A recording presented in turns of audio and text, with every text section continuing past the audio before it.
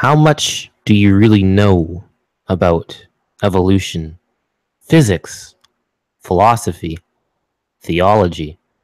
Sure, there is what you might have been taught.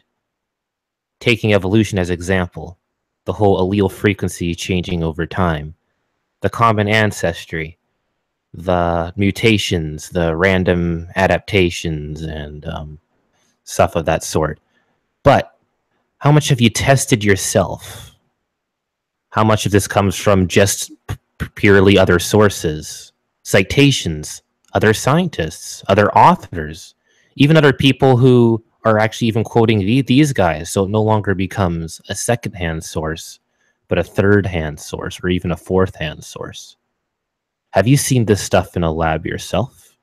Have you seen these cells change into whatever slowly over time? When you start thinking about things this way, when you start thinking about how much you actually know, how much you've observed, how much of this stuff that you yourself have tested, you realize that how much you really know about the subject is probably a lot little than you probably would have expected. Sure, you have a lot of information, a lot of education, a lot of stuff in your head that may have led you to believe in certain things like the theory of gravity, theory of time, Christianity, other things, atheism. But how much of it do you really know? And how much of it are you just reading from other sources? How much of it is hands-on experience? And I think this is a scary topic for some people, because when you really look at things that way, and I just started thinking about things like this recently, because I'll admit it's not my idea, because somebody else that I was talking to last night gave me this idea. When you start thinking about things this way, you realize that you don't actually know that much for sure. And no longer does it seem like the irrational people that we like to argue against and point and make fun of. No longer does it seem like just they are the ones that parrot things that are just trying to shove an ideology. But then it starts to feel like the other side is trying to shove an ideology as well. So, if you haven't already guessed, today's subject is how much do we really know about science, religion, philosophy. Here with me, I have one other person in the room, Glenn. Do you have any particular thoughts? Yeah, actually, can you hear me? Yes. Okay, perfect. So I find it kind of interesting. I am a STEM major, and so I'm kind of torn between engineering and science. But I would say I actually have spent a lot of time in the lab at school. And so, I mean, one good example would be chemistry. A lot of chemistry you can actually do by yourself. There's not much that's kind of restricted to just the experts.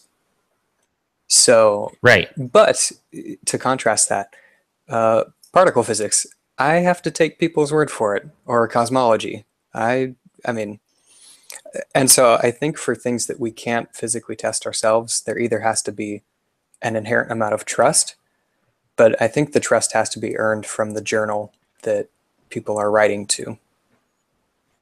Okay. But that's just for science. That's not even touching on religion or philosophy or anything. Right. I understand. Yeah, and I think that's fair, because there's yeah, you actually do things. No offense to other people, but sure. Yeah. I mean, as a chemist, it's like there's so many reactions that you could possibly do. I haven't done anywhere near all of them, but I could if I had the right materials, if I had the right setup. But I would need, whether it's particle physics, whether it's or even fossils. I haven't really held fossils, but I love reading about paleontology, stuff like that. So, right. Hey, Peter. Hello. Are you there? Hello, Thaddeus. Hey. So, do you have anything to say about the topic, or you just kind of came in? That's okay. Well, I'm not really sure what part of the topic you're discussing. Oh, right, because you just joined. Well, basically, I guess kind of a short version of it is how much do we really know about these topics, and how much do we just kind of read or kind of parrot from other people? Because it's really easy for people to get into that kind of mindset that they kind of know something because they, lack of a better term, watched enough videos on it, or you know, read enough books on it, or True. you know, that kind of thing. There's a lot of citation scientist type people running around here. Well, I would say if I was to guess or give my opinion on what you just said, I would say that would make up the vast majority of people. Oh yeah, that's exactly why I started it. Yeah, I would say that's, you know, it could be close as much as 85% of people they consider being something that they've read, you know, secondhand knowledge rather than experiential knowledge. Well, I would even go further and say that experiential, it shouldn't even really be described as knowledge. It should be described more as an understanding rather than knowledge, rather than knowing, because of our limited perspective. You don't describe it as well? I said even our experiential, what people would call experiential knowledge. Okay. I would say that should be more accurately described as experiential understanding. Interesting. Okay. Yes, because you know, there are so many factors that you'd have to take into consideration to call it what I would describe as absolute knowledge. Okay. Yes. So because of my worldview, I've got a different understanding of what knowledge is. Right. For me, knowledge would have to be complete. But even in a full, I mean, I don't know where the conversation has gone, but I would say from a biblical stroke standing of knowing, right, for me is deeper. You know, that knowing would be like a communion. Right. But don't think it doesn't just apply to like science or whatever too. I know I was using that as a base example when I first started the Hangout, but I mean, this also applies to the other subjects as well. A lot of people can kind of just be, I guess, kind of textbook experts at like religion and stuff as well, and philosophy. Yes, I think that comes from you know, when people read scripture. You know, you've got people like DD, right? He'll use this. I know because, you know, God knows and God made me know. Right. Now, I think that people generally read the scripture wrong, and their understanding of knowing is, I think that they just can't comprehend what that knowing that's been spoken about in scripture. For the way I read the scripture, it's a different type of knowing. It's a communion, you know, like when Jesus or God knows us, it knows us in a way that He knows, in a communion way. In other words, we are part of Him. So it's like in the Old Testament when Adam knew his wife, which is a type of communion. Right. Okay. So and then when we any believers become, you know, in the body of Christ, that's like a marriage. It's the bride of Christ. It's a union. Right. It's a communion. Okay. So that's a different type of knowing, not one that we mortals are capable of. So I believe that scripturally we are capable of understanding, but not that type of absolute knowing. Okay. So, if I get this straight, is it more like you don't like with religion? You feel like it's kind of in a separate category, that it's not quite prone to the Well, same kind of errors as. I would say even speaking to people of science and people you know that you know that are believers that believe in God. I would say the both are true. It doesn't matter if who I'm speaking to. People that the scientific method only understand what they understand and what they believe that they understand. Even that doesn't come into absolute knowing. I have a question for you, Peter. Yeah, go ahead. So I'm just curious. So you're talking about experience being maybe slightly different from knowledge, but what would you say to someone who experiences a different religion or a different God? Well, not only people of a different religion. I would extend this to everyone. You know, if someone doesn't believe in God, I would respect that that's their experience, and I wouldn't invalidate their experience because the greatest likelihood, from my understanding, their experience is valid. It just means that they just haven't had that experience. So would you say that, yeah, no, continue. Yes, so the same would be for if someone of a different religion, if they believe in God, they've got their understanding and their experience, and I would not negate or downgrade their experience. That is their reality. That is their experience. Interesting. Yeah, I was just curious because in terms of like finding out what's true, at least in that aspect, it doesn't seem like, you know, if different people can experience different experiences, right? Seems kind of redundant. But if you could experience, you know, what potentially Allah is like versus what the Christian God is like versus, you know, all the different gods, then it would be hard to say which one is correct or which one is wrong if everyone is just going off of experience alone.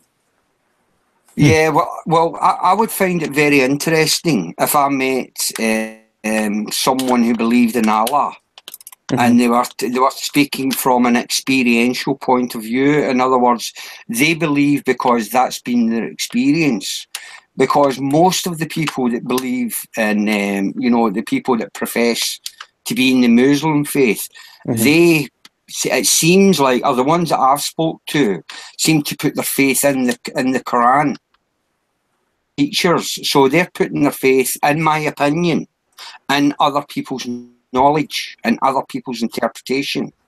So I think that's slightly different. I don't have faith in scripture. I believe from experience that the scripture that I read in general is true. I don't idolize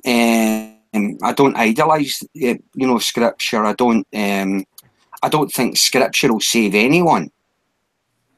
You know, I believe that there is a God, and it's an experience. It's a personal relationship that makes the difference.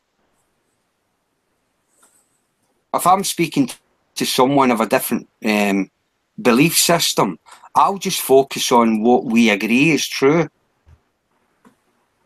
and try and move forward from there.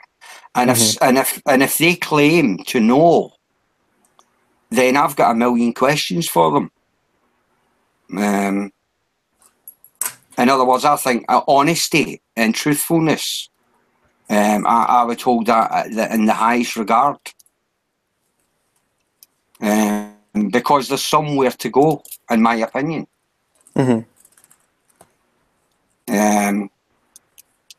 Yeah, so I normally would rather have a meeting of the minds, regardless of who it is I'm speaking to. Right. All right, And that's fair. Yeah, and that starting point can be that we can stand together something Right. according to our experience, and that's perfectly logical. So if someone that doesn't believe in God, we could stand together and they could say, well, I don't believe in God because I've never had that experience, and I could totally understand that. So it is, at the very end of the day, it is a belief. It's not a knowledge. It's not a claim. We wouldn't be at war because we're claiming to know something. Yeah, I think that's a very good way to approach it, if you are going to approach it that way. Yeah. Okay. Well, I can't really see. I think anyone, if they approach it from any other way, I can't see logically how they could. I think they would always be in shaky ground. Well, yeah, I don't know how much time you spend reading through the posts of the GDC, but quite a few people actually, like, they fight against science at any point because they claim it to be, they claim their religion to be, like, or at least their perception of their religion to be absolutely true. Yeah. And then it runs into issues if evidence goes against that. Well, I would say, I mean, in my experience, and you know, and I don't come on to Google Plus that often. Right. Okay. I don't really get very far when I speak to someone when they're claiming absolute knowledge. It usually ends with outrage or Yeah. It's true. or you know, name calling. That it just doesn't go anywhere. I've had a few interesting conversations where, you know, where there's been forward, but very, very little. Okay. Yeah, very, very little. Because most people, they want to claim, in my opinion, they want to claim a position of power and knowledge. I am the come-to guy. Right. If you want the truth, you know. Oh yeah. No. Yeah. I know what you mean.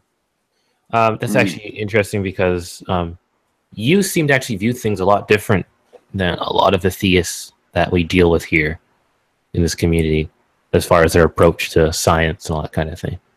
So in a way, I think you're kind of a breath of fresh air, and For sure. I don't think that the way you deal with things or whatever is. I think you actually deal with things a lot better than I've seen it handled previously.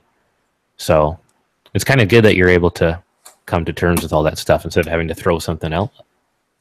No, well, for me, again, the truth is just the truth, and I feel that the truth can't be successfully contradicted. So, Right.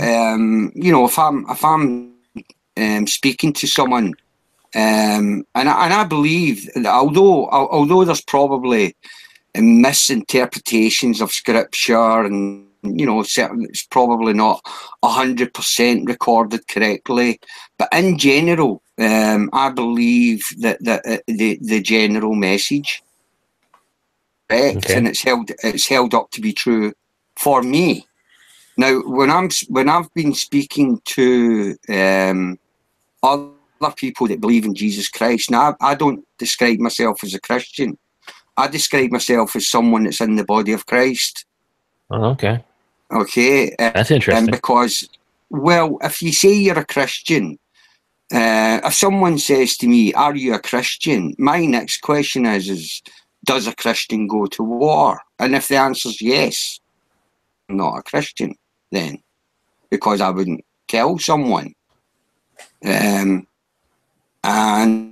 you know, the usual reading of the gospel, I see it very different. The gospel, I look at the gospel of Jesus Christ, which is repent and believe. But what they would describe as the gospel, I would describe as the meat of the gospel. So that would be spiritual meat. Now, if I was speaking to someone who didn't even believe in God, what would be the point of me trying to force what I believe onto them? Why should they believe me? Right. You know, so I'm just saying, oh, this is true. Jesus was, you know, born, he done miracles, and then he died for our sins and he rose again on the third day. Now, I might believe that, and I might understand that. The apostles would have spoke about after they repented, after they had the capability of understanding that gospel, that what I believe to be the truth. Now, that wasn't the gospel that Jesus preached, was repent and believe. As what did he mean when he said repent? Okay, now the majority of Christians believe that repentance means mostly turning away from their sins, or you know, it's usually some complicated process. But repentance simply, in my opinion, it's repent from what? And what supposedly caused the fall was Adam and Eve eating from the tree of knowledge of good and evil. And it's interesting that we're speaking about knowledge, because eating from the tree of knowledge of good and evil is recognizing that we don't have the ability to gain absolute knowledge, and we do want truth.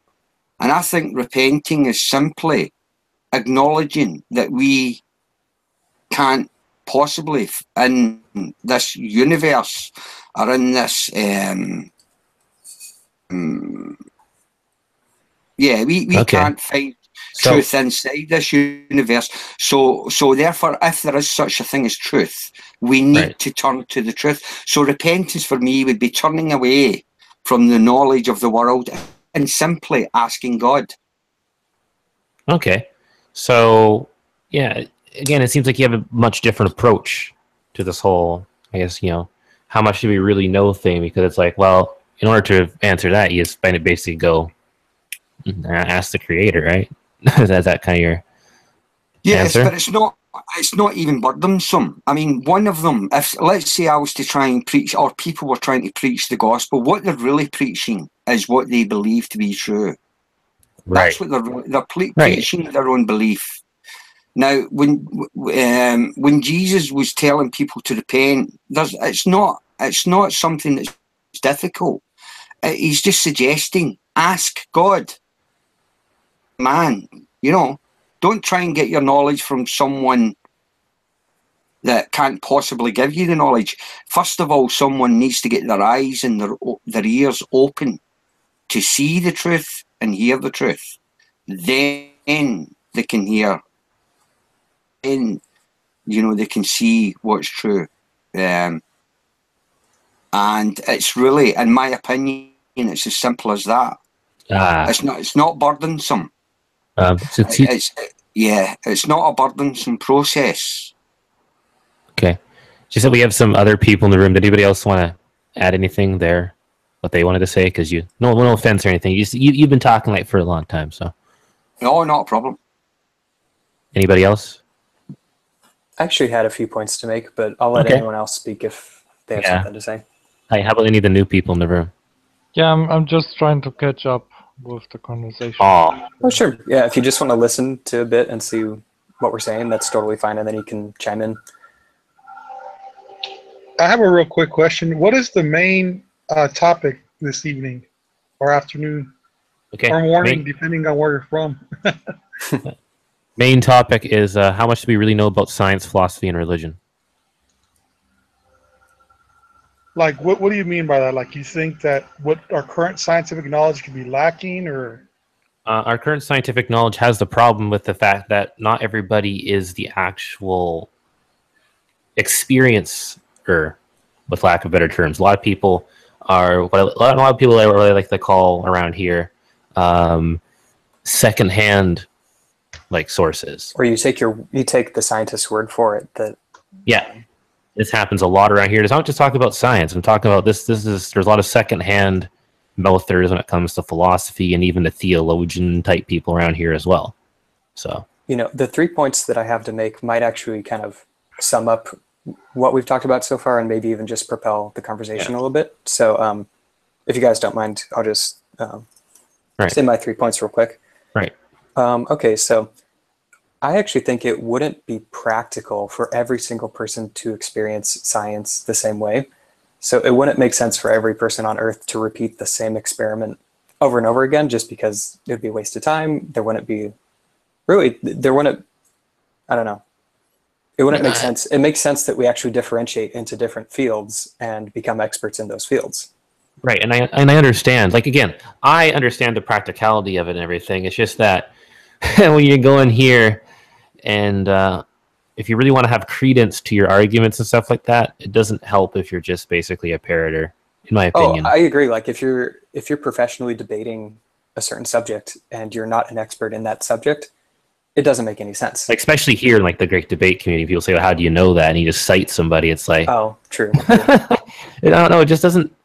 Like, I know some people say that might be good enough because it's like, no reason to believe that the scientists just lied to you or whatever, but it's like, a lot of ways, that gives a lot of the Christians and that say, oh, you're just parroting these guys, a lot of credence, actually. That's like, true. they're right. Half the time it's you are just parroting. From authority. Yeah. And so both people do it, both on both sides. Like, if you just want to use the evolution versus creationism argument, both people do it. Also, at some point earlier, the second point I wanted to make was like the percent of population that's actually scientists is incredibly low. And so at one point, Peter brought up that I think he said like 85% of people are probably just parroting. And at least in America, I think more recently, I think it's about 1%, but I could be wrong. About 1% of the population that is working is in some science field. And so that means that the majority of the population is actually just taking everyone else's word for it, or maybe they're looking into the literature, but for the most part, most of the population isn't even performing the science. Well, could I say two things about those 2 points that you said? Well, on the last point, what you said there about, it's like you were speaking about the validity of someone's opinion because possibly they're not a scientist. So I would say the next question should be, where does science start? Does science start with a child examining a flower? Does it start when someone... I would suggest that science starts with observation. The scientific method does, but it depends exactly what you mean by...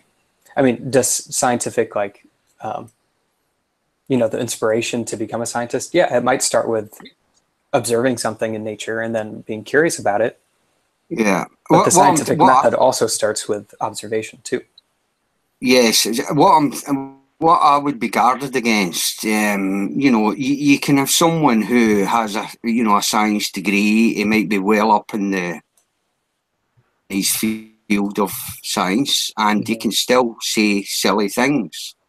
He can still hold silly points of view. Oh yeah, absolutely. So I would say that I would personally wouldn't be comfortable when claiming authority just because someone else says that they have the authority.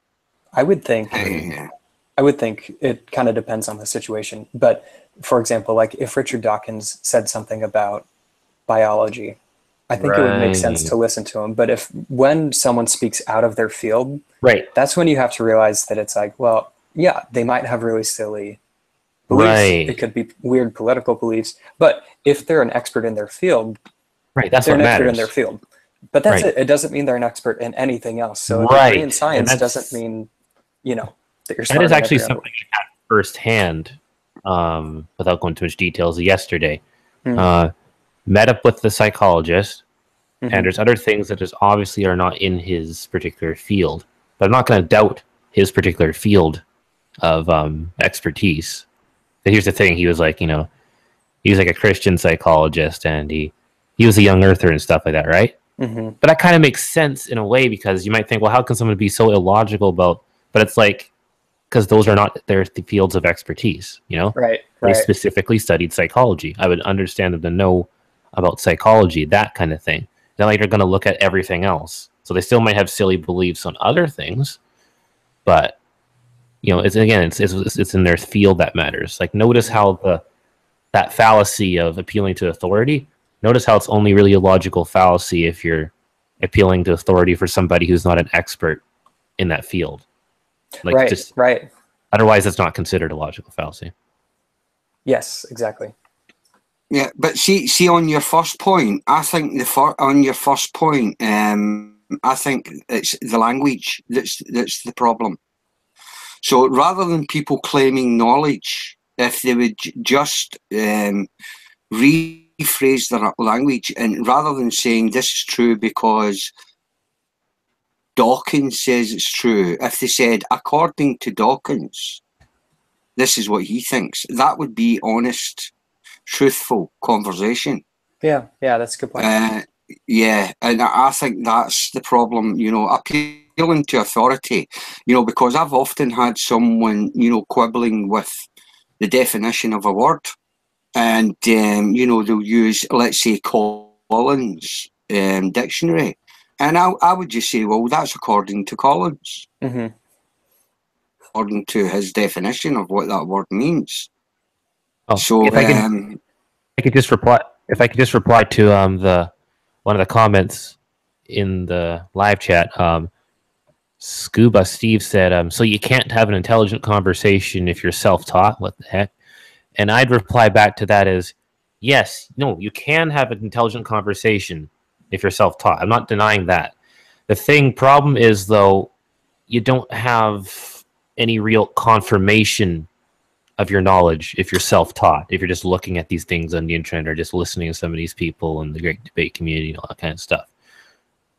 It's not the same as actually being, an out there, like on the field scientist or whatnot. Sure, you have information in your head and you might have recited that information properly, but you yourself don't really have too much of a way of knowing that if that information you recited is actually accurate without you yourself, doing the tests in that first.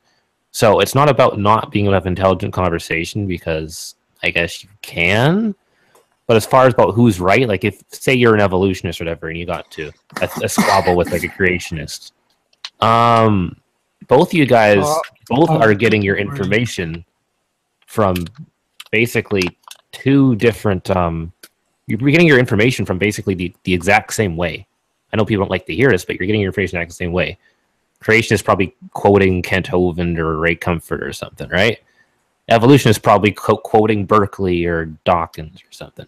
So in reality, it doesn't make either side look really good. But no, but I think what you're saying, I think this comes down to, again, a deeper understanding, because when you mentioned the young Earth versus the old Earth earlier, someone with a greater understanding wouldn't necessarily poo-hoo that straight away, because the age of the Earth is dependent on where one is living in the universe. All these things have got to be taken into consideration. The universe is only 14 billion years old according to our position in the universe. The universe isn't particularly 14 billion years old. Now, if someone was to go to the point of the Big Bang, the universe from that position is considerably younger. These questions aren't just simple questions. It is possible for the Earth to be both, let's say 100,000 years old and 4 billion years old simultaneously. Could you explain how? That doesn't make any sense. Well, it doesn't make any sense. It does. Again, that's why I said this comes down to your understanding. It doesn't make any sense initially. But when you look at what happened at the Big Bang and the way the universe expanded faster than the speed of light, after, let's say, 10 minutes from the point of view of the Big Bang, 10 minutes has passed. But from the outer edge of the universe at 10 minutes, 100,000 years could have passed. Now, if you doubt that's possible, I would suggest you do a bit of research, because possible and probably true. Well, So, we don't have any means to that 10,000 years have passed outside of our universe, because we can't look outside of our universe. We are well, constrained in many ways. I didn't mention outside of the universe. I mentioned at the point of the Big Bang. You actually did. You actually did. Right. Well, I'm not here to argue. Okay. I think I'm more in control, and it's more likely that I know what I said rather than you. Well, You know, I'd I have to said probably look at the stream myself yeah, to know. yeah. Well, it would be nice if you did, because I know what language I used. I used the language at the point of the Big Bang. Oh. Okay. If anybody in the So live chat was paying attention, they could probably point it out. I'm trying Or to it run could this at just the same be time. a misunderstanding of what we heard. But maybe you could, maybe Peter, maybe you could elaborate on what you mean by the Earth could be. Yeah, you might have said 10,000 years old, but also 4.6 billion years old. Could you? Yes. What do you mean by that? How would that work? What? Yeah. What? There's a mathematician, and probably maybe you've heard of him. He's called Gerald Schroeder. Oh yeah, I know him. Yeah, he explains it in a video quite adequately. You know that it's the time is time. The time of everywhere in the universe is relative to how fast you're moving and your position in the universe. Okay, and the youngest, the point of the place in the universe that would have the youngest age. Big Bang, and that's because when the universe expanded, it expanded in an accelerated rate. So when faster than the speed of light. So if I understand you correctly, are you saying that part of the universe is younger and the other part is older, so it's possible that Earth is a combination of both? Is that what you're saying? Yes, if your consciousness, maybe if I explain it like this, it might be more understandable. Let's say you sent out a ping of 1 second every second, okay? Send out your first ping, but the universe is expanding, so it's spreading out that 1 second. And because it's expanding faster than the speed of light, very much faster, okay? That 1 second, when you get to 2 seconds, it's the seconds are spread out over a vast. So whereas at the point of the Big Bang, only 2 seconds has passed, but from the outside edge, it's a massive amount of time. Now, I don't know the exact. This is a mathematical equation. This can actually be explained mathematically. How do you know that a massive amount of time has passed outside of the universe? Like that's the question. Well, I can't answer a question that I didn't speak about. So but you are implying it. Well, our universe, only 2 seconds have passed, but outside of our universe, there's like a massive amount of time. No, I haven't said anything like that. Oh, maybe I misheard on you. Please continue. To be fair, maybe it's just like a misunderstanding about what Peter's trying to say. All I said at the point of the Big Bang, this is inside the universe. So at the point of the Big Bang, when the universe is accelerating at a vast speed within nanoseconds, and within 10 minutes, the universe is massive, but only 10 minutes passed. But a being at the outside of the universe would have experienced probably hundreds of thousands of years. But the being at the point of the Big Bang, pardon? Why? Well, because of the way because of relativity. Why does your time go faster if you're? Why does your time go slower if you're moving faster than me? I mean, it's for the exact same reason. What impact does it have on the universe expanding? I don't see it. Well, I've just answered that question. You're saying the reason why, and I'm saying it's a relativity. If you go into a rocket and you travel at half the speed of light, experience will be different to mine. Now, I'm saying to you that according to the mathematics and according to the professors, you and me don't exist at these points of time, right? When the universe was you don't exist, I don't exist. You can make these comparisons.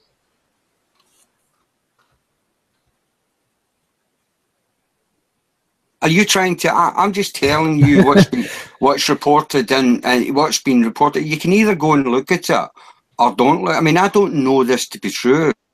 All I'm doing is I was only making a point to Thaddeus that it's not necessarily. It's depending on one's understanding whether something is outrageous to suggest or not.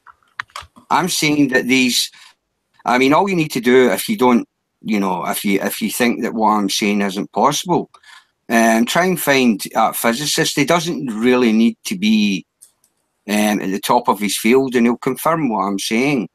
Right. Okay, so instead of me criticizing you about your knowledge about physics, maybe you should make your greater point, like what is metaphysically following from that. Well, if what you need to do is just one moment. If we agree with all the hang on, let him finish. Let Tom finish. All the things that you say, what is following from that? That's my question. Right. Well, see if you want to try and preempt or think about what I might be thinking or I might be saying. That's going to lead nowhere. What you want to do is you want to pick me up on what I'm saying. No, I'm just asking. I don't mind you asking me a question. What is your conclusion? What's the conclusion? Well, the conclusion. The conclusion was that when Thaddeus was saying earlier that a certain point of view is possibly ridiculous, I'm saying, well, not necessarily. That would depend on how deep your understanding goes. Right, and that actually leads back to the main topic. I mean, when I say, here's the thing, because when it comes to how much you really know about this, the only real reason when you really think about it, of why I think one side is ridiculous, is mainly because of what I've heard about that one side, and when I've compared the two, you know, I guess, ideologies to each other. If we're just talking about young Earth creationism and evolution, one of them seems more credible than the other, but truth be told, I haven't seen the exact, you know, physical evidence. Evolution. And I'm just admitting that. That isn't me saying that, oh, that means evolution's wrong. I'm not going down that crazy route either. But, I'm just being honest with myself. But a lot of my information is secondhand. Yes, in general, what you're saying, the majority of people usually, when they're speaking about a young Earth, they're not coming from the position that I'm speaking about. They're usually talking about it from our perspective. It's 6,000 years old. So, I was just kind of generally dipping into the whole point of this, you know, about examining, you know, the knowledge, you know. And there's another example. There was Niels Bohr and Einstein. They had a dispute about the uncertainty principle. And what I find interesting was that Niels Bohr, according to all his tests, you know, accepted that the universe at the quantum level is uncertain. And Einstein did not like that. And he said, God does not play dice with the universe. Now, I find it interesting that the point I was making about the young and the old Earth, both points of view it's possible for both points of view to be correct, in that the universe certainly is uncertain for someone that's inside the universe. But if there is such a thing as God, all possibilities and all future, it's not uncertain. So I find it interesting that two of the greatest minds were in dispute, and both points of view could actually be correct, according to one's position. You've been silent for a bit. Glenn, did you have any thoughts? I mean, yeah, I find it all fairly interesting. I get kind of what Peter's going for by saying that sometimes science is in dispute, sometimes experiments provide different answers, but generally those disputes do get resolved. So eventually we come up with better experiments, and eventually, you know, if we look at a history of science, we do see progress from eliminating bad ideas. So I think it would be kind of fallacious to say that all ideas at any time could be right, because now we know that actually a lot of ideas in science have been wrong. And so there may be some crazy ideas in science nowadays, but right. I think eventually, since science is a progress, I think we progressively get closer and closer to the correct answer. Right. And to be fair, what was I trying to say? Yeah, with the whole Big Bang thing and all that, I don't know a whole lot about that particular area of science. That's kind of beyond. Because here's the thing, even though I like some of these conversations, I'll admit right now that some of the science stuff is not really my area of expertise or interest. Mm-hmm. I mean, biology I've been interested since when I was a young guy, because I like learning about animals and things. So that's probably why the biology thing strikes me to a certain level. But, you know, stuff like Big Bang and physics and all that, I do very much have to rely on what other people say about these kind of things. And because I know I won't really look into it too much myself, mainly because I'm not interested in it. And some of the stuff just goes over my head. Even some stuff in biology goes over my head. But another thing to consider is even just the idea of how long it takes to get a doctorate in one field. Like, it's very, very rare if you even see a double or triple doctorate, and unless it's honorary. But if we're talking like legitimate going to school for 10 years, there's not that many people. And so I guess that kind of relates back to my practicality point. It's just not practical for everyone to be an expert in every field. And so I'm with you. I'm like a biochem major. And so it's like, when we're talking about physics, it's like, in relativity, I get the basis of it, but I'm not going to devote my life to it necessarily. So there are things that are going to go above my head, and I just have to either take people's word for it or find maybe articles that can break down the science for me in a way that I can understand it. But still, so it's like, for practical purposes, there has to be some amount of trust between scientists. And maybe that's like why we have scientific conferences, is scientists actually get together, they discuss results, they discuss projects, And so I think that helps build trust, so that way you can actually trust the results that are coming out of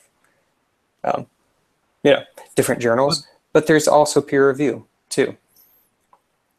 Yeah, and I would like to point out that the kind of trust that you are putting into people like just experts in the field, like let's say physics, Leonard Susskind, or mathematics, Max Tegmark, or you put this trust into these people not because they're priests and they're teaching a religion. That's not that kind of trust. It's the trust that you put into them because they have devoted lifetime, like decades, of work and being proficient in that.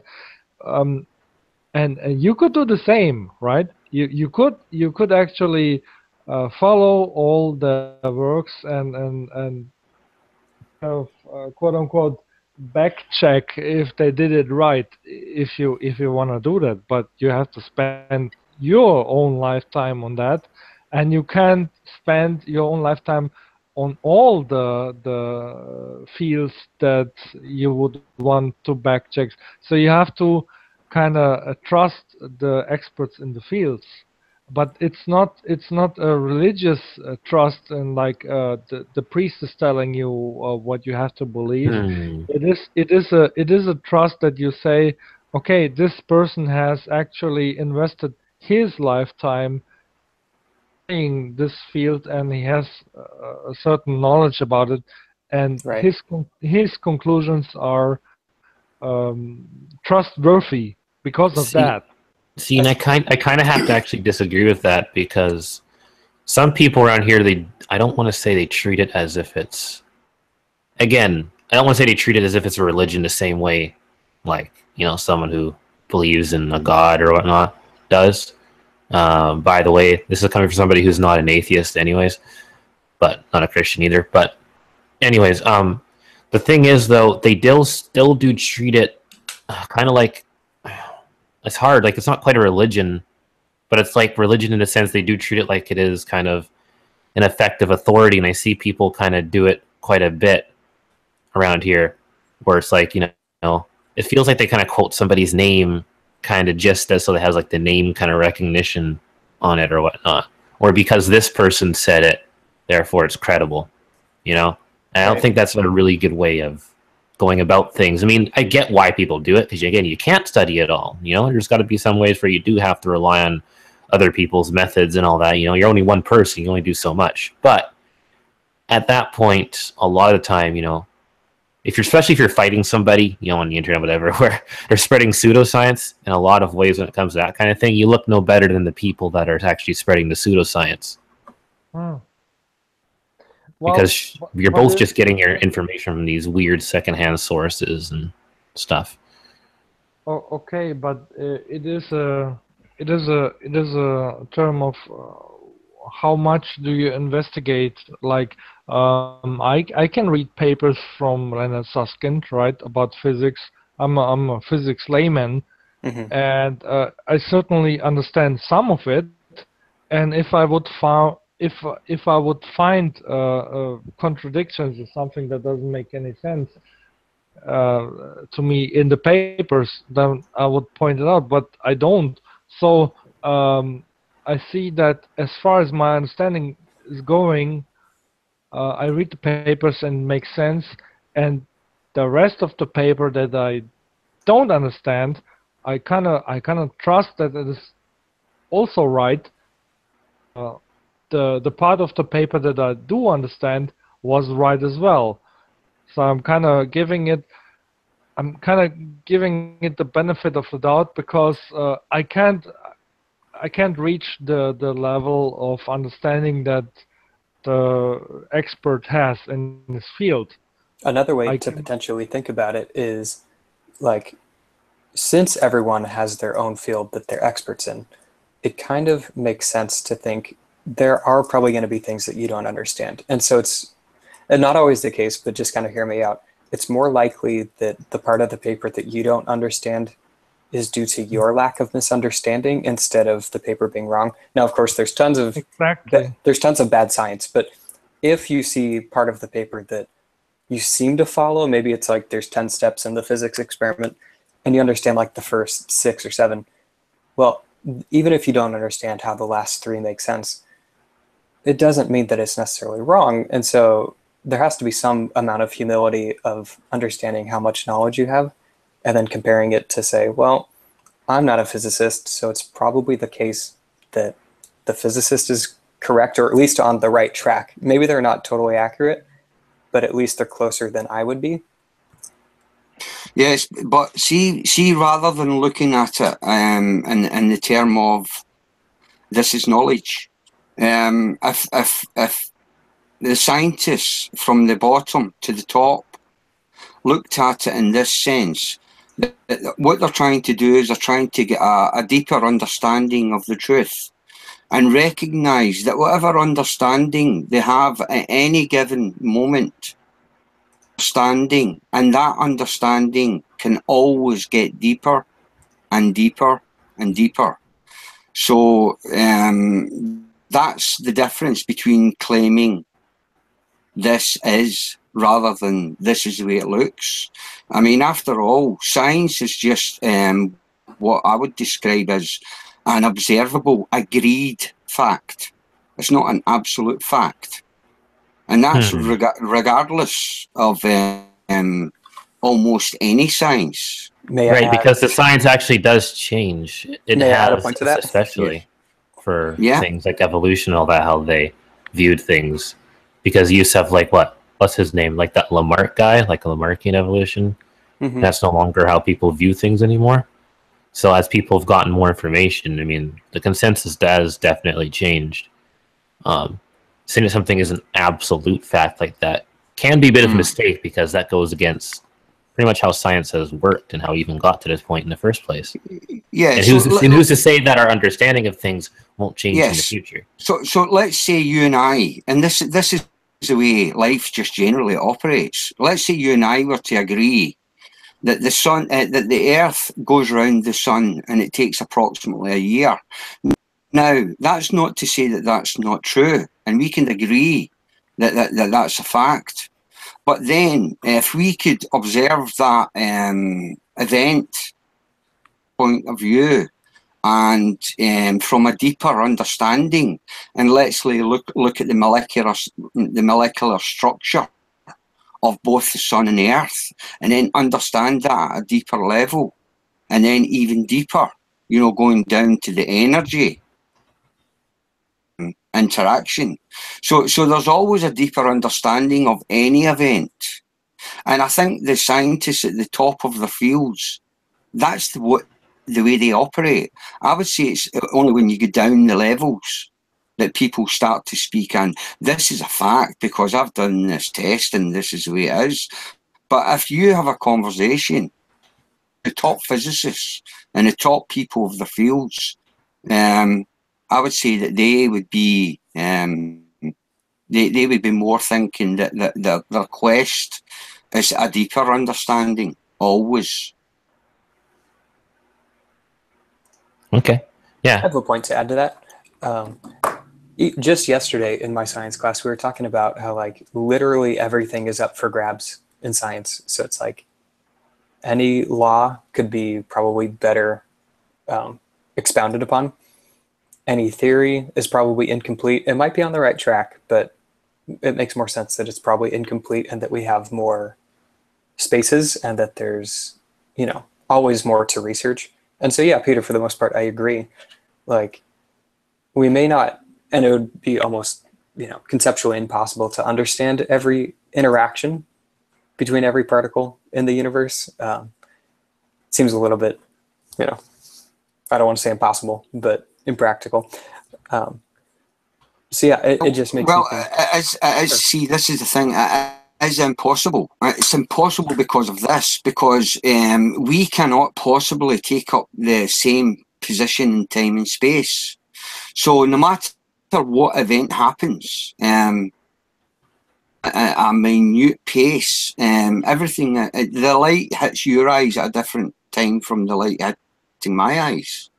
There is always a different perspective. So if we were to get right down to the absolute truth, we would always disagree. And even just adding quantum mechanics into that, it's like quantum physics really just throws much of it out the window. Where it's like, yes, because when you get to the quantum level, everything is uncertain. Everything is screwed up. Yeah. When you get to the quantum level, that just feels like people use it as a cop-out to say, look, we don't know anything. Yeah, exactly. Well, the quantum level is usually a cop-out of, oh, let's not talk about this topic at all. The quantum mechanics is actually not that mysterious as people are trying to point out that it is. You know, I have heard it be a cop-out for some people, where it's like sometimes some debates kind of just fall. But we can't know anything because quantum physics doesn't make any sense. Exactly, and it's really how can something exist and not exist at the same time? Therefore, everything's wrong. And even what's his name? Deepak Chopra. he was, yes, at one point in a debate, I think it was against Sam Harris, he was saying, oh, well, I mean, we can't even know if the moon is there. Like, no, so yes, I totally agree. Some people make quantum physics to be like anything they want it to be because it is not well understood. But yeah, we need to keep it in perspective. Like, the experiments are weird and the results we have are weird, but let's be real. You know, it's like, Hey, and I'm not into physics. So quantum physics, for obvious reasons, I don't even go there. Like, it just is way for sure, way past. So I mean, shoot.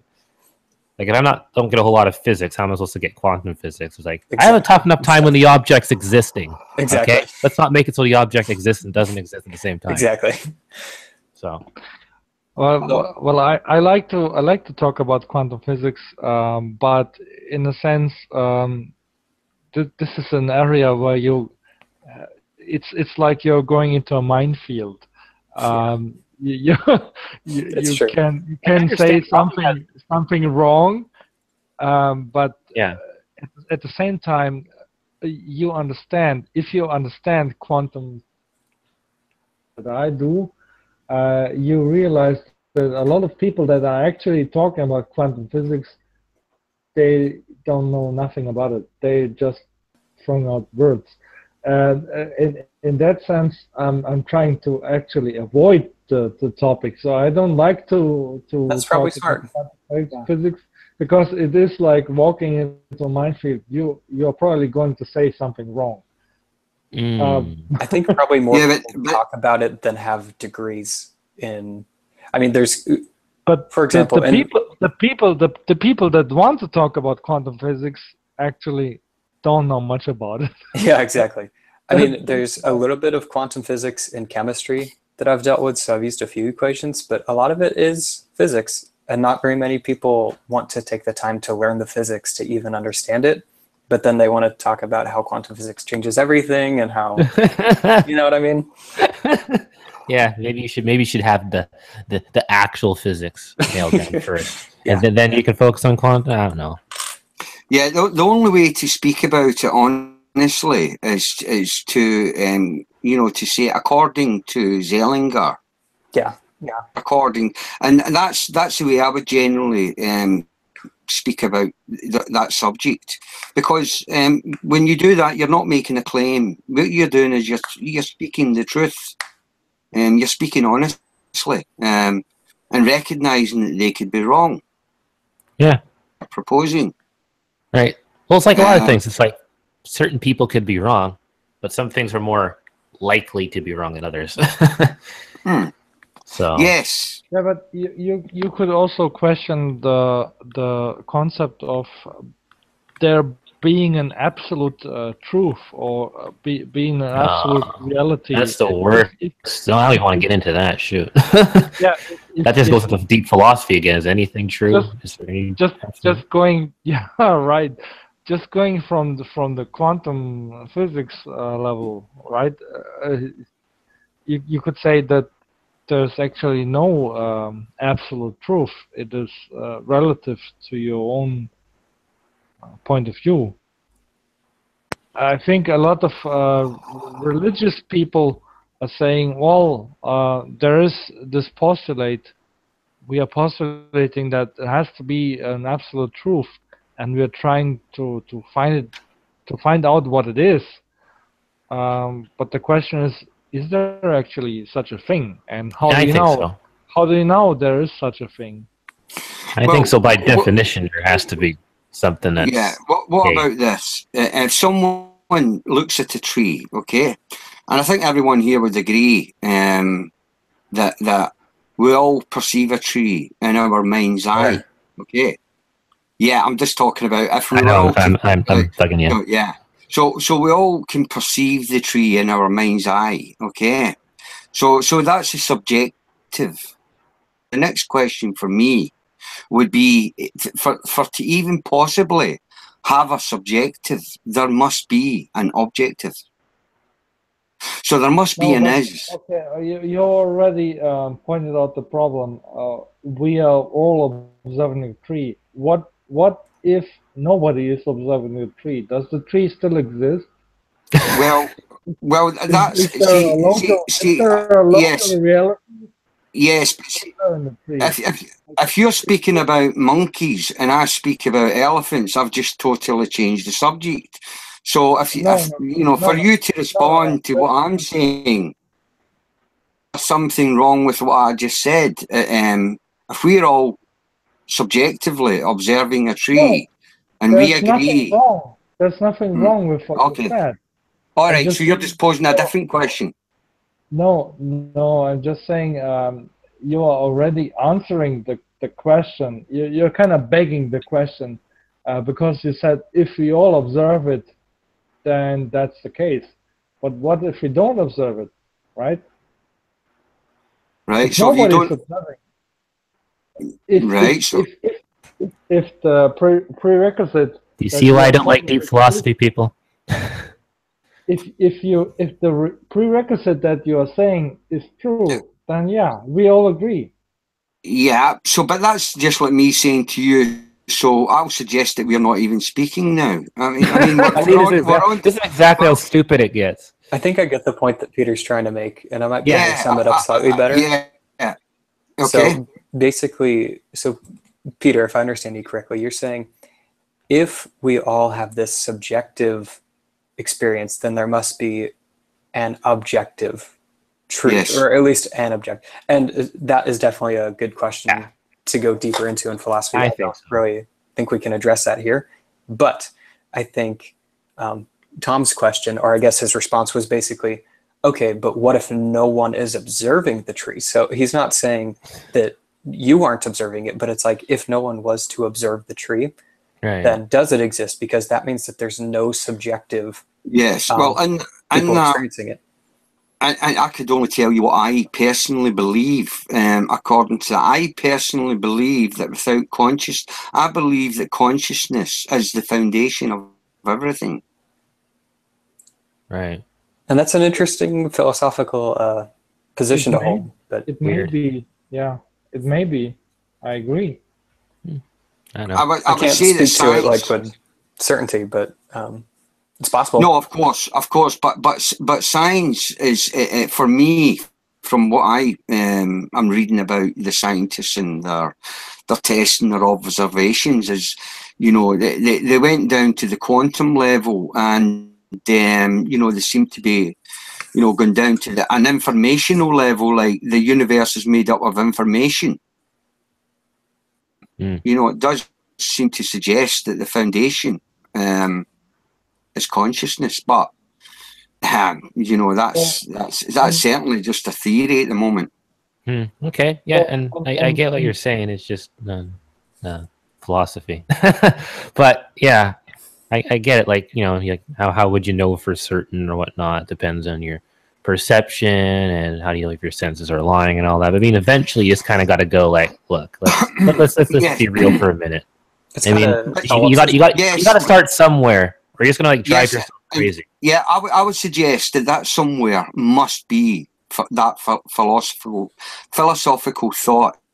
In any field of science, you must start with philosophy. You have some sort of axiom, whatever you call it. I actually have an interesting... So this whole conversation is supposed to be about science, philosophy, and religion, but... How much do we really know? I've often thought for a while, like, philosophy was a good precursor to science because, like, we've had philosophers for thousands of years. Right. But science only started during the Renaissance.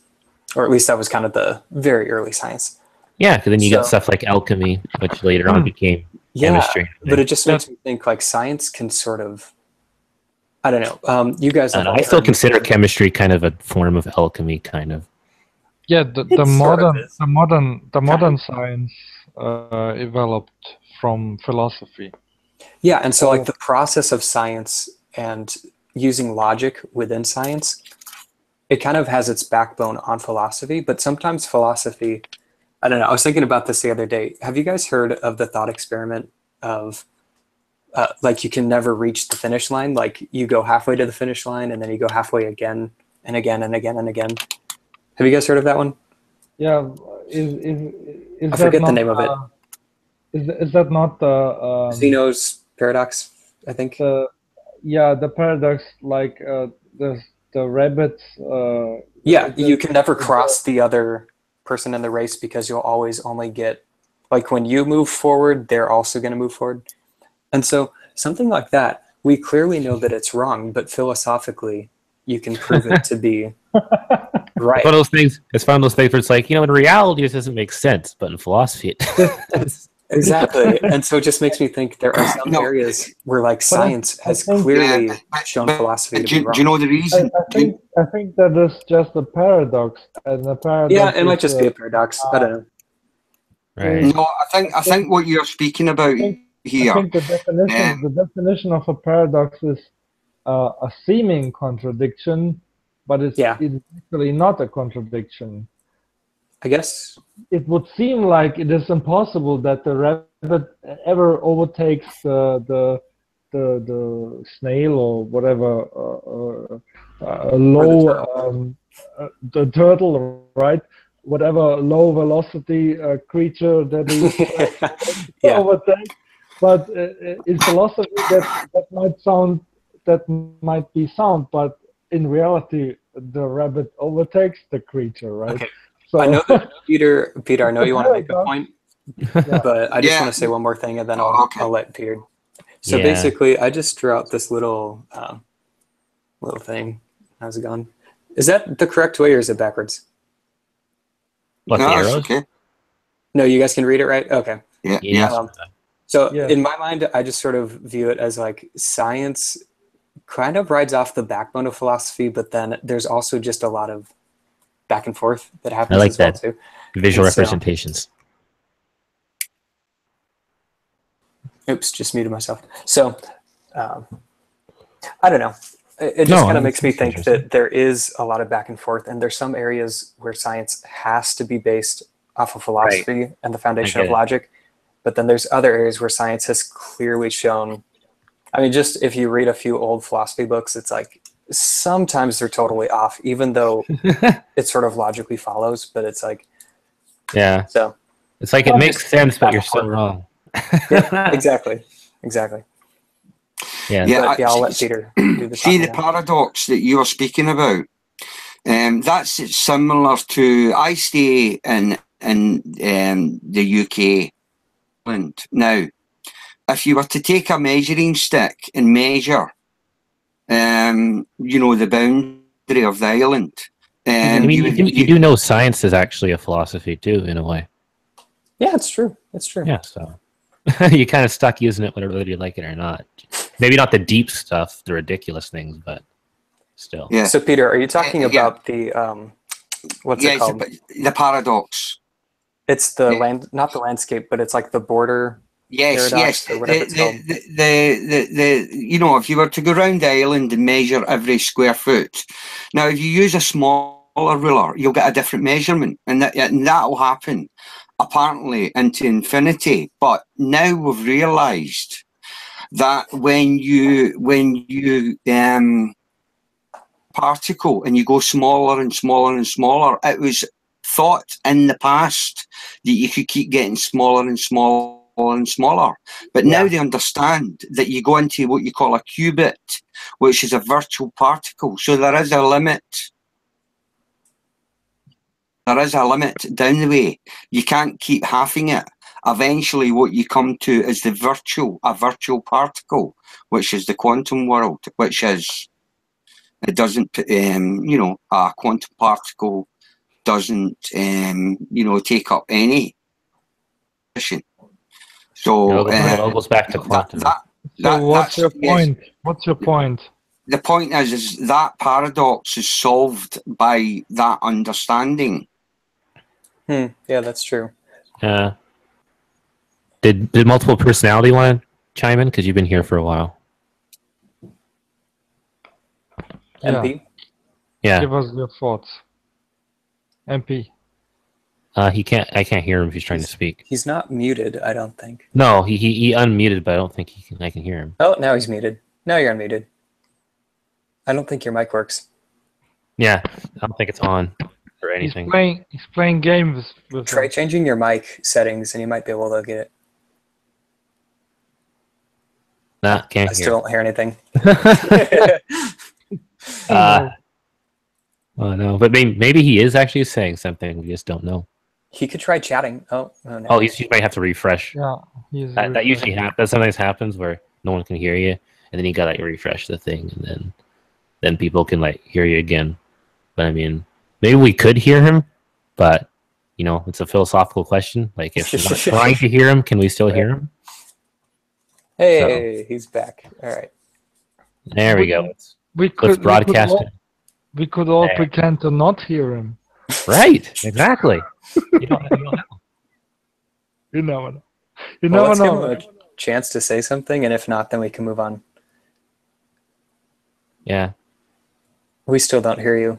Yeah, don't hear him. I pretend to not hear him. Is anyone like an expert on quantum physics here? Because maybe we can hear him on the quantum level, but not on the physical. So. All right. Yeah. Sorry about that, man. Well, he can still chat if he wants to. Yeah, he can still talk, just we won't be able to hear him or anything. Because he'll be on the quantum level. I have another interesting question for you guys. Okay. So this one's more, again, kind of related to philosophy. So sometimes, you know, like I was saying before, science really benefits from philosophy, but in some ways philosophy kind of steps out of its bounds, and science, you know, shows that a certain philosophical topic is wrong or incorrect or not substantiated. But it just makes me wonder, like, different people take different philosophical positions, but it just makes me wonder, like, is there, I don't know, you guys have heard of them. I mean, it's like there's materialism, there's dualism. Well, everybody who's spiritual, in a way, is kind of a dualist. But even like utilitarianism, there's so many, like, it just makes me I understand. Oh yeah, I mean, there's even personal philosophies too. Like, what do you think is moral? Like hedonism and egoism and stuff like that too. So everybody kind of has a personal philosophy, whether they realize it or not. What's the question exactly? So that was kind of the setup for the question. So there's all these different philosophies that one could take, but it just makes me, so the question of this whole debate is like, what can we know? But it just makes me wonder, like, why it's so hard to understand someone else's philosophy. Like, I understand my own personal philosophy really well, right? As do you guys. But it just makes me wonder, like, it's really hard.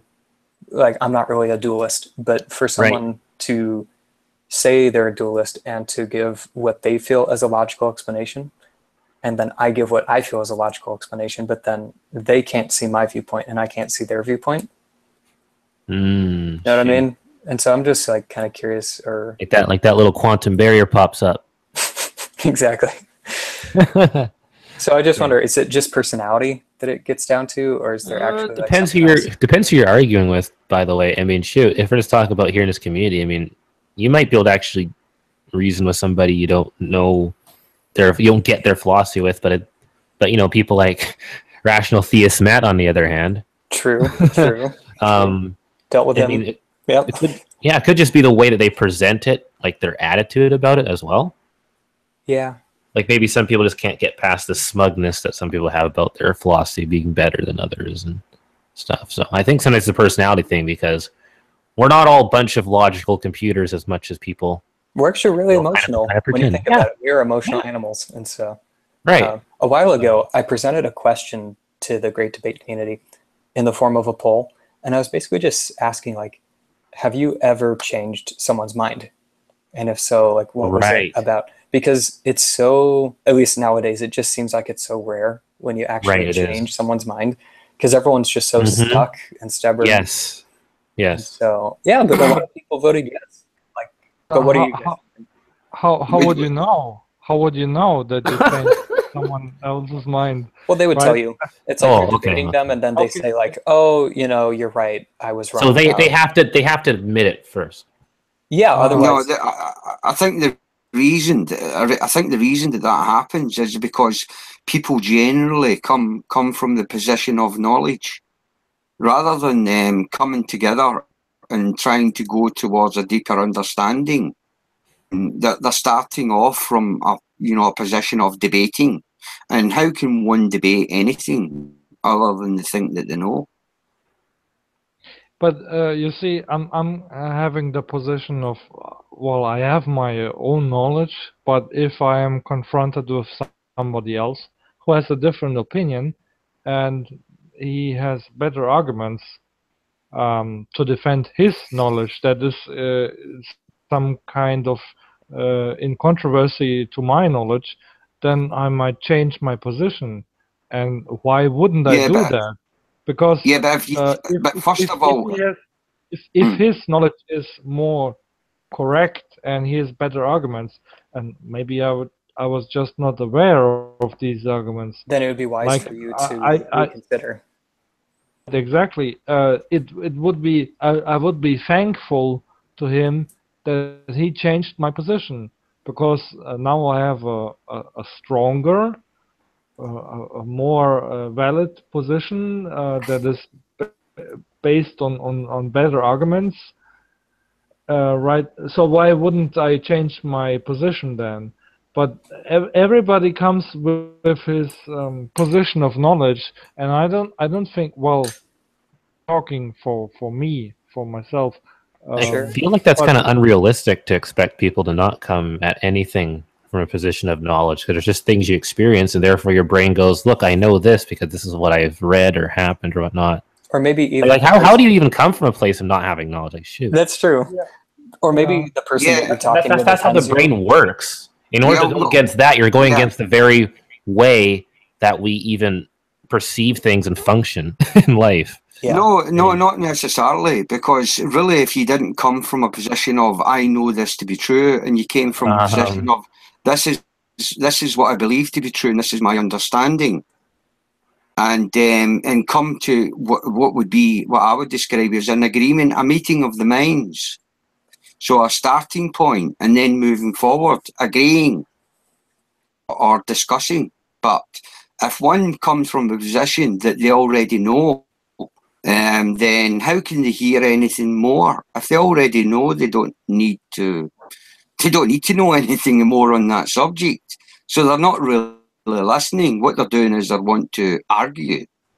And if anything, I think what a majority of this conversation is kind of alluding to is just agnosticism, or the idea that it's like we should all be coming from a position where it's like, I don't know, but I'm willing to reconsider, or here's my evidence, but I know this seems weird, and I might lose a bunch of people by saying this, but if it's shown somehow, like, you actually have to show me. It's not like just saying, oh, look at this, what this guy says.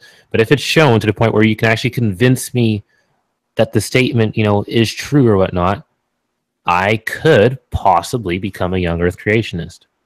If the evidence was there. I know some people would never cross that line. It's like once they discovered evolution or whatnot, they don't ever want to go back to that or whatnot. But if you can show it to be true, yes, then yes. Like, that's how open I actually am. I know some people say I am not because of how vehemently I can argue against certain things. But if I come to the point where I am actually confronted with something where it's like, there's no way I can say it's not true or say otherwise or whatnot, sure, I can reconsider my opinion. That's part of being honest. Just because I argue hard against something doesn't mean I'm closed-minded. I just might want to challenge it to the best of my ideas. I don't just accept it too lightly. But even when you accept it, it's a belief still. You don't. It's not like someone's convinced you, and then It's what's really happening is someone's convinced you that that's a greater possibility. So therefore, you then believe that to be true. And if that was your choice of language, I would say that you're on a stronger footing, and you're still open to a deeper understanding. But I think there's a difference between, like, again, belief, like just a belief that you have just based on nothing, than a belief because you have, I guess you use your term, a deeper understanding. A belief might even be the wrong word to use here. It might just be better to say... Not necessarily. I mean, Steve McRae actually made a good point on last time's Great Community Hangout, where it's like, don't be afraid to use the word belief. Okay. You know, because technically we all have beliefs. There might be beliefs that are better to have than others that are based on more evidence and stuff than others, but they're all technically beliefs. A belief is just what you believe. I mean, I guess it depends on like your definition of knowledge. Like the definition that I go by is justified true belief. So it's like technically all knowledge is just a belief that's been affirmed by evidence, strong evidence. Right, and it's still a belief.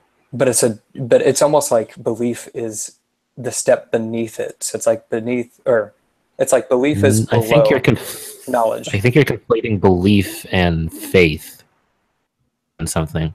You know, blind faith. So you're saying the belief is better than faith? I think when you're speaking about faith, faith is something different from belief. And that when you can use the term as in you have faith that this will happen or whatnot, right? And I feel like that's what people usually think in their mind when they hear the word belief. They say belief, and they automatically conflate it to blind faith, and that's not the same thing. But they're different. One of them is, you know, you can have belief in the road will be straight. You can believe that, but usually if you're using the word faith, it's in a being.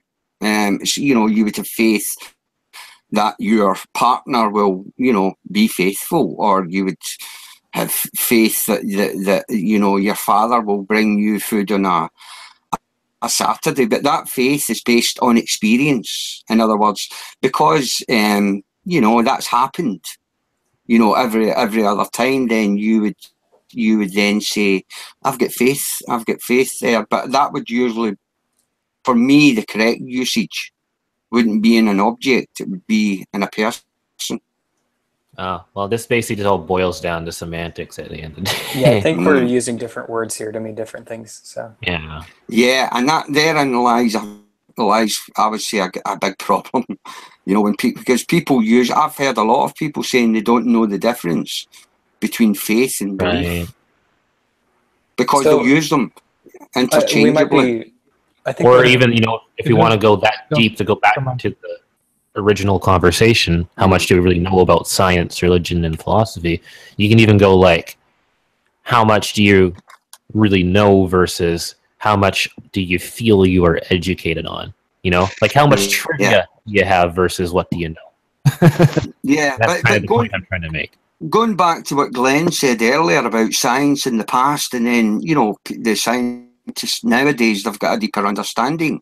Just using that analogy, I would say, demonstrates that no matter how someone persuades you, that it's much more sensible to just say this is what I believe to be true, rather than claiming it's knowledge.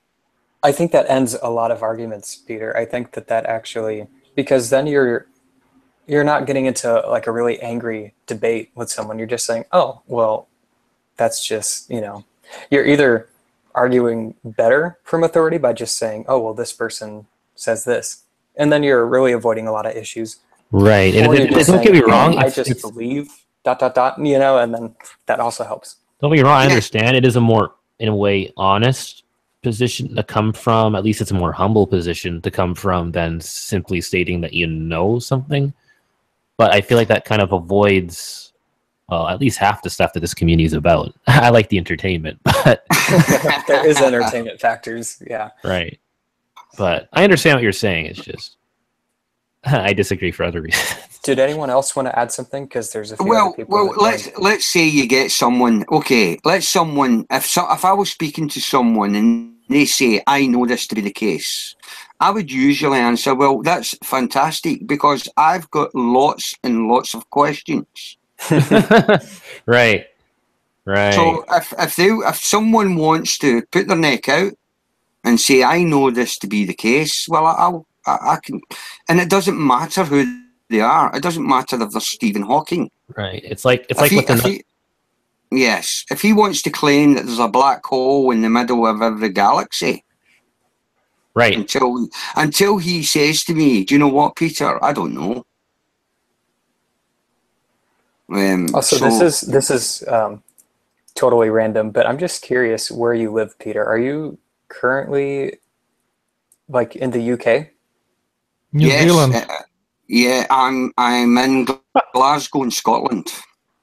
Awesome. Yeah, I totally figured from your accent. I just wasn't sure if you had immigrated somewhere or okay.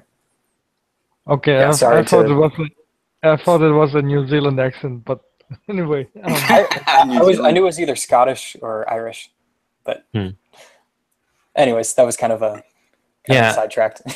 No, I think it was an interesting sidetrack. I mean, these conversations are kind of... Also, well, now that we're talking about it, Tom, where are you from? Your accent almost sounds a little bit... wait, let me guess. I would say like Eastern European? Oh, right. Well, this is complicated. My family is coming from Croatia. I was born in Germany and lived there for most of my time. Interesting. And English is my fourth language. Oh, wow. Yeah. That's impressive. Right. And I know not everybody here is American. Maybe not. But yeah. And then where are you currently residing, if you don't mind? You don't even have to be too specific. In Croatia. Oh, so you're currently in Croatia. Right. Yeah. Right. What time is it there? It's got to be dark. 1:12 a.m. Wow, okay. Right. Yeah, it's See, 4 in the afternoon here. So you learned something. Not everybody part of the GDC or whatever is American. Yeah, for sure. I'm not even American. So. Where are you at?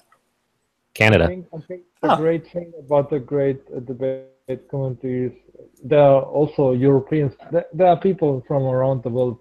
So basically, if you have a hangout, there will be people around that are actually in the time where they can join the hangout. So you always have people on that. Yeah, absolutely. That works really well, actually, to have a worldwide community. Right, that's a great thing, I think. Right. Yeah. So Irenic, you joined recently. Did you have anything to add? If you're even there. As did Baltazar. Baltazar, yeah. Yeah, I wanna. Sorry. Oh, so yeah, Irenic was about to talk. No, I wasn't. I'm just listening. Oh, okay. How about Baltazar? Yeah, I wanted to take over the hangout for a moment to welcome Baltazar because he was the first person that I ever talked to on Google Plus Hangouts. Cool. So nice. Yeah, he has a special place in my heart. So welcome, Baltazar, if you are here, if you hear me. Did you speak English with each other? No, Baltazar is from Scandinavia. Oh, okay. Correct. Dankeschön, Schlumpfi. Dankeschön. He has a strange accent, just like I do.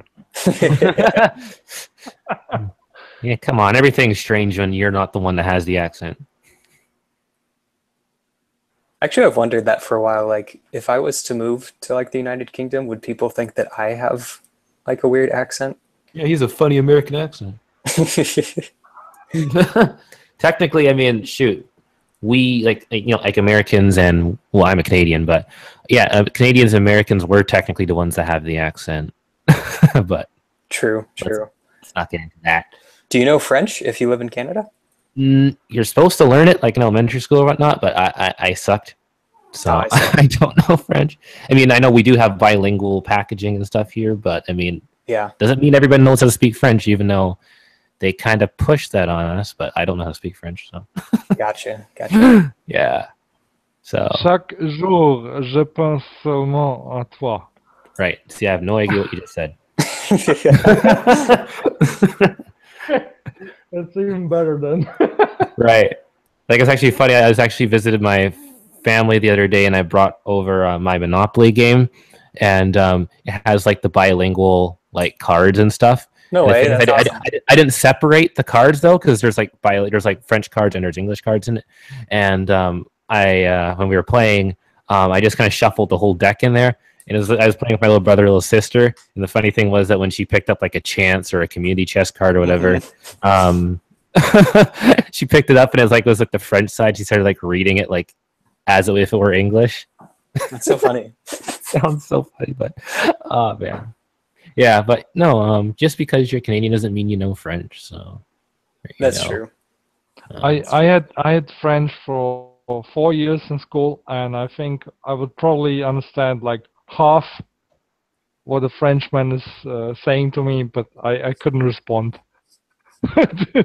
French is a nice language, I mean, but hard to master. Yeah. So like, what's its face? Parker Brothers or Hasbro Games, whatever, they can help you learn French, kind of. It's true. Yeah, I mean, yeah, it's a pretty fun game.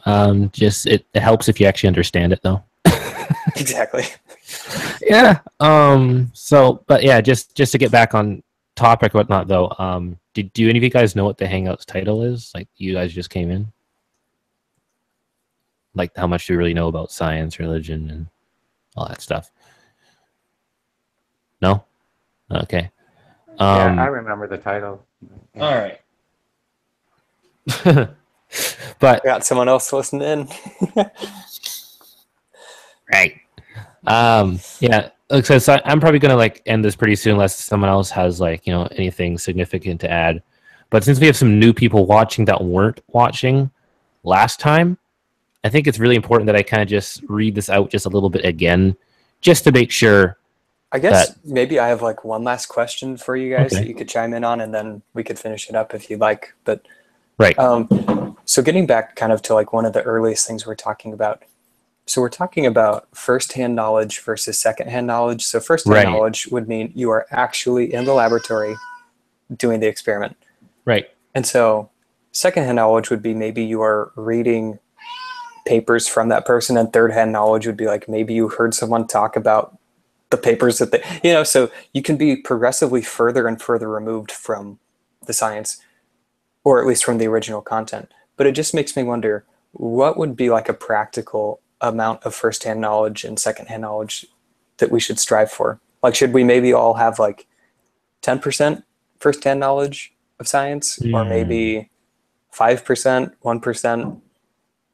It doesn't make sense to have 100% because, like I said, it's not practical to spend all your day in the lab just verifying. Yeah, I know it is more of a practicality thing. So it's more of like just what would make sense, how much, because nor do we want to have so little firsthand knowledge that we're actually mistaken or fooled or tricked. Right. So. Yeah, I understand. You know what I mean? I think it's not even practical to have 10%. I would agree.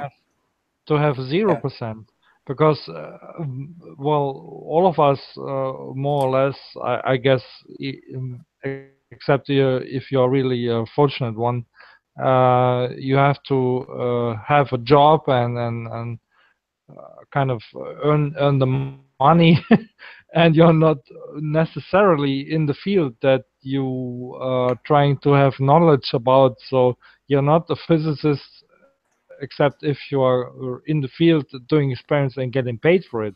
So if you're not in the field, so your first-hand knowledge is 0%. You can only understand what the people that are doing research in the field presenting in the papers. That would be under your definition second-hand knowledge, right? But that's the best that you can strive for, unless you're actually having a career in this field. If you have a career in this field, then you have first-hand knowledge. So maybe we should divide it. Maybe we should divide it into two groups. So like, how much first-hand knowledge should working paid career scientists have versus just the general public? And I think we could probably avoid the first subject because scientists are always verifying each other's work. So clearly they're having a lot of first-hand knowledge. So the main question would be, for the general public, if maybe they just have taken a science class, how much second-hand knowledge should they have? Right. Or third-hand, should they just listen to scientists? Should they read the journals themselves? And the whole point of this original Hangout was like, I feel like a lot of people are kind of just listening to scientists. Like, I hate to say it like this, but it kind of does. When people like, you know, G-Man would ever say, oh, you're just listening to what the authorities ever say that are the experts on evolutionary atheism. Well, you're kind of right. Yeah. I hate to give someone like that credence because he's still kind of stupid, but I mean, you're kind of right. Like, that's what a lot of people are doing. I don't think they realize that. I mean, there's hypocrisy on both sides of the debate here. We're not doing the debate any favors if we try to lie or say, oh, yeah, we know it. No, we don't know everything. In fact, there's a lot of trust. But the best part about science is that you or anyone else, you're allowed to replicate any study you want. So you are allowed to prove anyone wrong. But if you do that study and find it to be correct, then what you just did was what I described before, is what scientists do every day. They're verifying each other's experiments. So then you're just getting firsthand knowledge, confirming that that original journal or paper was correct. Right. Yeah. I get it. It's just that some people just don't really seem to go that far. And at least in America, like, the amount of people that don't know science is overwhelming. If you've seen statistics on how many people care about global warming, or how many people accept evolution, or really pick any scientific principle, generally speaking, more than half of our population understand even the most basic things. Odin, did you have any point to make since you just came in? I mean, I don't necessarily see any reason why a scientist would lie about anything, not unless he probably wants to get more funding for his research. Right. Again, that does kind of call into, like, that kind of does cry conspiracy, but yeah, but I don't think them getting funding for their research is necessarily that big of an issue. Plus, I don't think lying about their research or their findings in their research is going to sit well for them, because those findings are going to be tested and verified by other scientists. Which is, and if it's falsified, if it's false, then, well, they're most likely lose funding for their jobs. But what you're also talking about is like when you're talking about, oh, they don't understand science. I don't think most people here, me included, don't understand what it means to understand science. I mean, that's first of all, I don't to understand science, although I have some degrees. But when you like this half knowledge, then you think you understand science, or you think you are scientific. That can be to me a more corrupt situation, because you think you know something that you don't know at all, and you just buy into stuff, So when you say evolution, I mean, what kind of evolution? There is no. That is not something that is very up to debate. I mean, it's like, I guess, it's like half knowledge, because it's really totally up to debate that stuff. It's not like, oh, we know things there. We are actually just building it down now in fields. So I'm pretty sure that a lot of stuff said here about evolution, that will be in 20 years, and it's already started in a conference last year.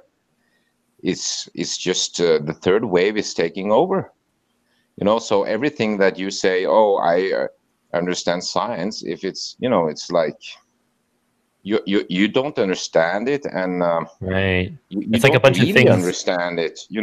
Perhaps you understand a car. If you have been repairing cars and so on, that's another level. But I think it's like you're gonna have to, like, retcon a bunch of things. It's like you're gonna have to, like, retcon a bunch of things. So, for instance, but when you take a thing like evolution and think, because that is, I mean, that we don't know. We don't know much about biology. I mean, we are just scratching the surface there. And, like, I guess, and then think, oh yeah, we know this. I mean, that's that's ridiculous. That's some kind of scientism that I think it's more corrupt in a way, because you think you know, and that's a more dangerous position than people that, well, I'm not interested, I don't know about this, so, you know.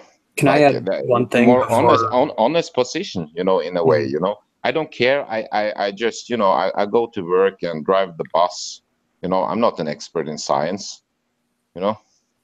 I just want to add something before we change subjects real quick. So the idea of knowing something even though you don't is really fascinating. And there's a term in psychology called the Dunning-Kruger effect. Have any of you guys heard of that? Yes. Okay, for anyone on the Hangout who hasn't, I just was thinking I would do like a quick screen share and just show you guys. Never done one yet, so let's see how this works. Oops, let me see. Let me try again. Yeah, let me know if you guys can actually see it. Okay, can you guys see this? Yes. Okay, perfect. So the idea is that when you know nothing about something, any subject, your confidence tends to be extraordinarily high. And if you've ever listened to most of the debates here, you've probably realized this, that people who know nothing feel like they know everything, but it's so just true. It's really interesting because experts in their field, if you've ever heard like a PhD scientist talk at a conference, they're like, hey, I could be totally wrong, because they know how many experiments are going on each day that are either proving something to be incorrect or whatever. But as their career progresses, they do end up feeling slightly more confident. But I've always just found that to be so interesting. They don't necessarily do that at all. Why should they? They are doing this as a work, and most of them will also see that they're, you know, what they have been doing has changed. I mean, that's. And not only that, they would lose their job the if they claimed something that wasn't necessarily true. So their job is on the line. Right. You have to take into consideration too. But this mystification about science, I mean, they're just doing a work. I mean, it's like, it's not like, you know, you stand in a lab and you do boring work all the time, and you know a tiny microscopic thing that you cannot use for anything, you know. You cannot derive physics from it, or but that's how it works. You know what? I think since there's more, I know I don't want to stop it like this, but I think since there's more people or whatever watching now, I think just quickly, it is my hangout. I am the god of this hangout, according to Steve. Go for it. So now there's more people watching. There's people that are more into the topic. I just kind of want to reiterate my intro a little bit, just so people kind of know where I'm coming from when I say how much we really know about science, philosophy, and religion. Because a lot of people came in late. There's only 2 people watching at the very beginning when I explained what I meant by that title. So I'll just read it. So how much do you really know about evolution, physics, philosophy, theology? Sure, there's what you've been taught. Taking evolution as an example, allele frequencies changing over time, common ancestry, natural selection. But how much have you tested yourself? Not a lot of this can come from other sources, citations, scientists, authors. But how much have you seen of this yourself in a lab? When you realize that you yourself have not experienced these things, you realize that perhaps you don't quite know as much about what you think you know after all. That you are basically just as well as informed as the people that you call idiots around here. And that can be a pretty scary thing. You're speaking about especially the knowledge of philosophy. Now, the way I look at philosophy for me just boils down to what you believe is. Now, I think when you can correct me if I'm wrong, when you're asking the question, how much does someone know about philosophy? Are you maybe asking how much do they know about the structure of the arguments in philosophy? For me, it's not necessarily what philosophy is. I would just boil it down to it's just an idea. It's just, you've just got an idea about the way something is. Now, then people will then claim a higher knowledge based on their philosophical knowledge of terminologies, in which case I would just poo that and think that means nothing. That's just the way people have agreed to communicate about philosophy. But that, for me, isn't what philosophy is. I mean, children can engage in philosophy. It's just they've got an idea about what is something. Yes. Okay. Yes. And then when you go into the philosophical debate, then you've got people looking down their nose because they've learned that just a method of communicating philosophical ideas, which for me is just nonsense. If that makes sense, but that for me, that's what philosophy is, and that's why I would suggest that philosophy is the foundation of every science. You've just got an idea of the way something is, and then you use method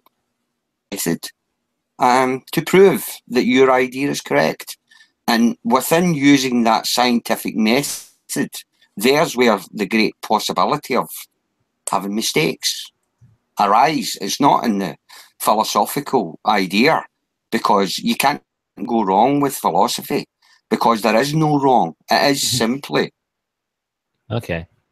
No, I understand what you're saying. That's actually how I used to view the word philosophy, just kind of whatever your weird idea was. But I guess there's more standard kind of philosophy. Like when you actually learn certain things in a philosophy class, there's more of the, I guess, the formal philosophy. And I think that's what most people are talking about when they mean philosophy. But, technically, kind of any sort of idea is like a philosophy. But yes, I'm not saying that's not valuable. I mean, it's valuable because it can, it can reduce the conversation time if everyone knows, the stuff. But it's not entirely necessary for someone to understand the structure, of a philosophical debate to engage in philosophy or move forward using that philosophical idea in the scientific method.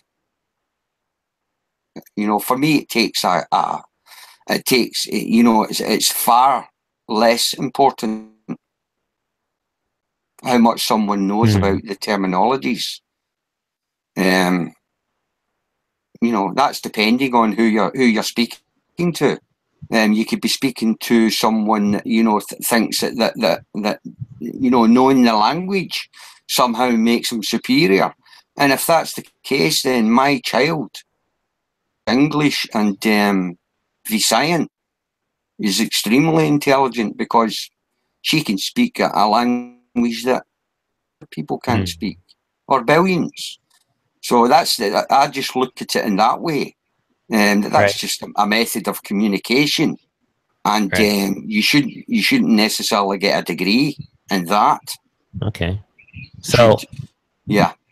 So I'm about to wrap up the hangout soon. I'm going to give everybody a chance to have their closing statements though, and I'm going from left to right on my screen. So Baltazar, do you have any last words?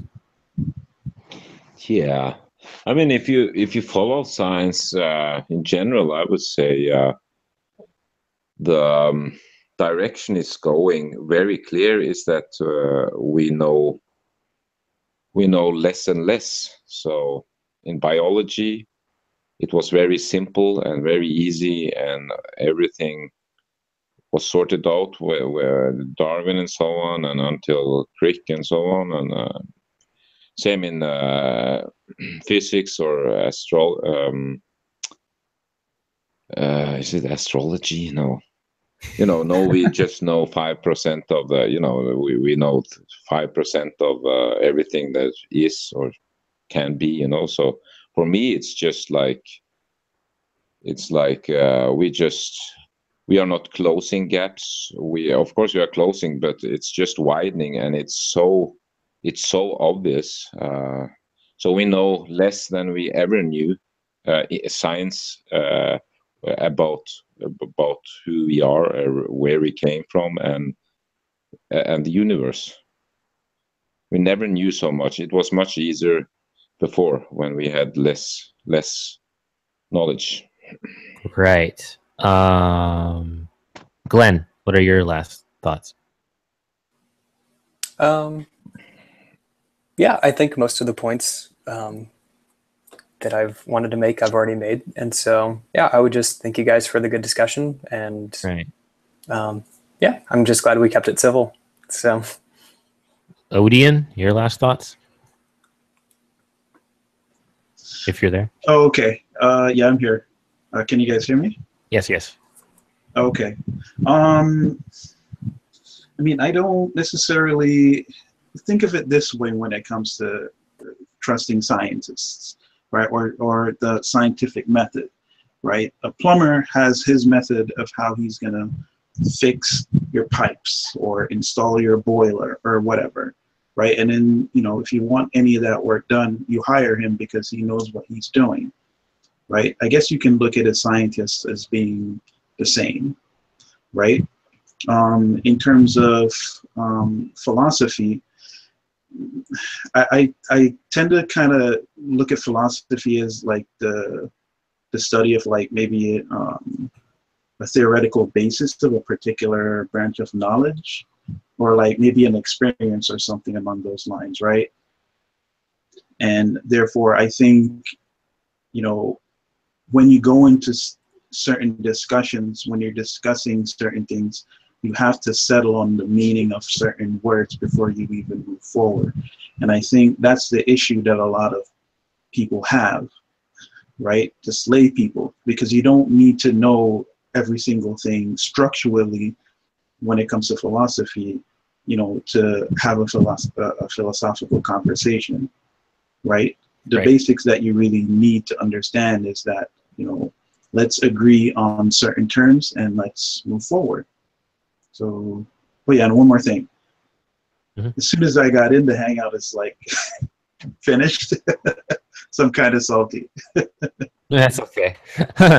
Peter, your final thoughts, and please, no offense, like just try to keep it not so long-winded. Yeah, very, very quick. Just as simple as this, what Balthazar said. Oh, okay. There you go. Tom, your final thoughts. Yeah, I think I would agree mostly with Odian. So the topic is how much do we really know about science, philosophy, and religion? Yeah. I would just talk about science because, in my opinion, as I stated before, the experts in the fields are doing what they know to how to do, and you, to a certain degree, you may or may not understand what they are doing, and the rest of the way you kind of have to benefit of the doubt. So how much do we know about science? I think we know as much as the experts do in the field, but we don't actually, we could personally actually go forward and pursue the same road that they had taken. So, but we don't do it in general. So I think we know what they know, what they claim to know, that that is not about science. About philosophy, I'm a layman, and about religion, I would say religion in general is just a bunch of assertions. Basically, we don't know anything about religion. But that's my opinion, right? Right. And my final thoughts, like, look, science and everything, I get it. It's helped us develop technology. It's helped us get to where we are today. It'd be kind of stupid to just throw it all out. At the same time, though, when it comes to these discussions, if you're really trying to sound smart, to know where you're coming from and all that, you're being, I guess, as intellectually honest as you can. I think it's important to recognize that there's some times where it's like you yourself don't really know as much as you think you know. That sometimes you might just be quoting somebody, you might just be second-handing somebody. And that's not necessarily a bad thing in my opinion, because I like the entertainment here. But I think it's important to recognize that sometimes when people say you're just quoting somebody or whatnot, not all the time, but sometimes, you know, that's right. That is kind of what you're doing. When it comes to philosophy, you know, some people, you know, when it comes to formal philosophy stuff, some people basically, you know, might just be quoting what they have read in a book or whatnot. But philosophy is a little bit different. I mean, I think that's one where people are a little more honest about what they believe. Religion, I know we didn't get too much into this because we didn't get anybody theologically sound, which kind of sucks. But theology, that kind of suffers from some of the same things too, because you're trying to quote certain theologians and what the people of the whatever century believed about this certain passage and all that. A lot of that is very interpretive in that as well. So it feels like theology that suffers from some of the same problems that science can suffer from too, when it comes to how much do we really know about the Bible or whatever like religion people happen to be talking about. But you know, it's just one of those things where it's like, you know, check your sources and don't be afraid to admit that, you know, sometimes you don't know something. Not everything's my area of expertise. I don't know too much about philosophy. But anyways, if you enjoyed this conversation, or if you want more or whatnot, you may want to subscribe to the Great Debate Community public channel. We only have a few subscribers now, but hopefully we can get up to the same level that Steve McRae's channel is at. After all, it's his channel. So, I mean, if you want to support him, support this channel. I'm just a moderator on it. Don't forget to, if you want more of these discussions where it's a bunch of people asserting things they may or may not know, be sure to check out the Great Debate Community Google Plus page. It is a community page where you can basically post about things relating to religion, philosophy, and of course science. So those three main things. You may want to check out Steve McRae's channel himself. He has the most subscribers out of pretty much all the Great Debate Community members, and yeah, basically it's his channel. So you know, kind of a shout out to that. Last shout out I would say is the channel that me and MX Pin run, which is MX Pin Valentine. We do a little bit of a podcast thing on Fridays. Hopefully, once his channel is able to live stream again. So you may want to check that out. But anyways, thanks for watching, everybody, and peace out.